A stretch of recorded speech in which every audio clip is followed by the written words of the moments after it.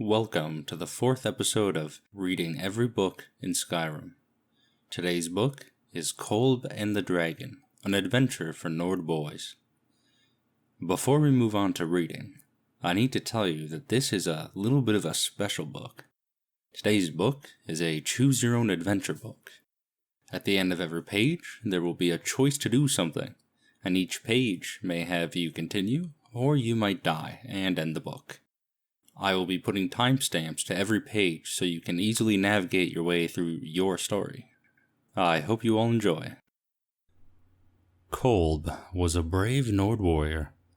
One day, his chief asked Kolb to slay an evil dragon that threatened their village. "Go through the mountain pass, Kolb," his chief said. "You will find the dragon on the other side." Kolb took his favorite axe and shield and walked to the pass, where he found a cold cave, a windy cave, and a narrow trail. Turn to page 17 to enter the cold cave. To enter the windy cave, go to page 8. If you would like to walk up the trail, go to page 12. Kolb stepped onto a rocky hill. He could now see the dragon sleeping below, and a tavern off a road nearby. Climb down, page 16, or visit the tavern, page 14.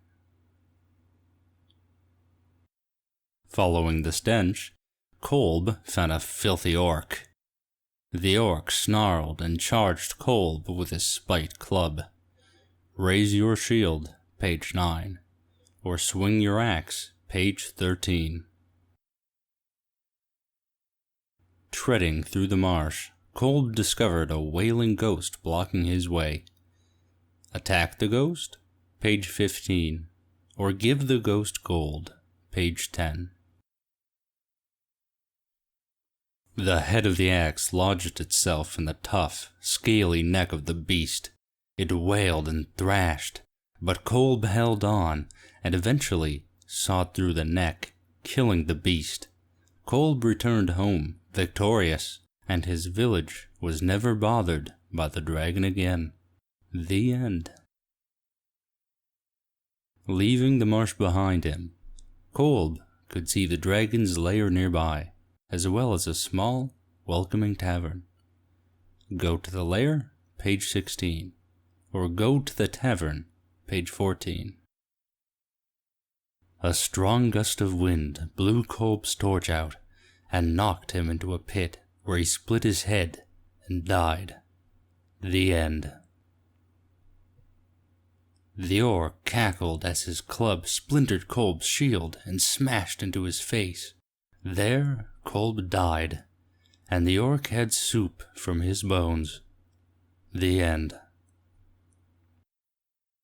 Kolb remembered a story his gran told him and tossed 2 gold chits for the ghost, and it faded away, allowing him to pass. Turn to page 7. Kolb crept towards the belly of the beast, but no sooner had he taken his eyes off the head of the beast than it snapped him up and ate him whole, axe and all. The end. Climbing up, Kolb found a camp. He met a wise old man who shared bread and showed 2 paths to the dragon's lair. One went through the hills, the other through a marsh. Take the hills, page 3, or take the marsh, page 5. Before the orc could strike, Kolb swung his mighty axe. The orc's head and club fell uselessly to the floor. Turn to page 3. Kolb stopped at the tavern to rest before fighting the dragon. High elves were in the tavern, however, and poisoned his mead so they could steal his gold. The end. Kolb swung his axe as hard as he could, but the ghost hardly seemed to notice. The ghost drifted into Kolb, and a deep sleep took him over, from which he never awoke. The end. Kolb found the lair where the dragon slept, tendrils of smoke wafting from its nostrils, The air made Kolb's eyes sting, and he nearly slipped on the bones of men, picked clean. The beast lay on its side, the throat and belly both waiting targets.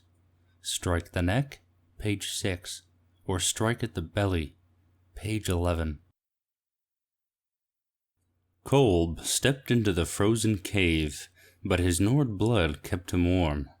A smelly tunnel climbed ahead of him, and wind howled from another to his left.